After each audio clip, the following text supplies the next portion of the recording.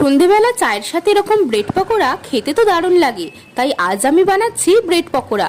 Bread pakora বানানোর জন্য প্রথমে আলুর পুর তৈরি করে নেব। তার জন্য কড়াতে সাদা তেল গরম করে তাতে পেঁয়াজ কুচি, লঙ্কা কুচি দিয়ে একটু ভেজে নেব।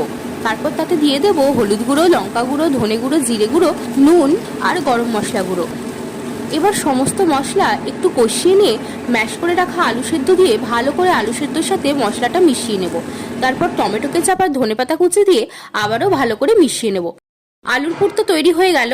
এবার ব্যাটার বানানোর জন্য বেসনের মধ্যে নুন, কাশ্মীরি লঙ্কা গুঁড়ো, হলুদ গুঁড়ো, জোয়ান আর খাবার সোডা দিয়ে অল্প অল্প করে জল দিয়ে একটা ঘন ব্যাটার তৈরি করে নেব। ব্যাটারের মধ্যে জোয়ান দিলে খুব ভালো খেতে লাগে। এবার দুটো পাউরুটির স্লাইসের মধ্যে একটু বেশি করে আলুর পুর দিয়ে কোনাকুনি করে কেটে নেব।